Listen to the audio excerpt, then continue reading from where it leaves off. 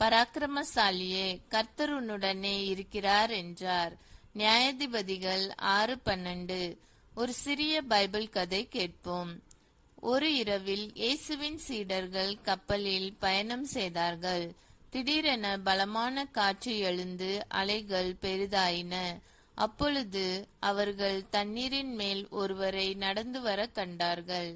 பேதுரு உடனே அவரை பார்த்து, ஆண்டவரே, அது நீர்தான் என்றால் என்னை உம்மிடத்தில் தண்ணீரின் மேல் வர கட்டளை தாரும்.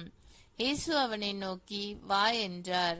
பேதுரு கப்பலில் இருந்து இறங்கி தண்ணீரின் மேல் இயேசுவை நோக்கி நடந்தான். ஆனால் காற்றையும் அலைகளையும் பார்த்ததும் பயந்து மூழ்கத் தொடங்கினான்.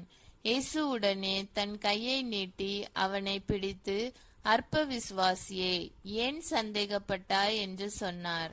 அவர்கள் கப்பலில் ஏறியதும் காற்று அடங்கியது.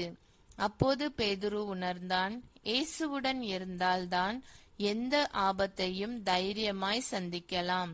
நாம் எல்லோரும் ஜெபிப்போம். அன்பின் இயேசுவே, கிதியோனுக்கும் பேதுருவுக்கும் பக்கத்தில் நீர் இருந்தது போல என் பக்கத்திலும் இருப்பதற்காக நன்றி. பயப்படும் வேளையிலும் உம்முடைய கரம் எனக்கு பலம் என்பதை உணர்த்தும் கிருபை தாரும்.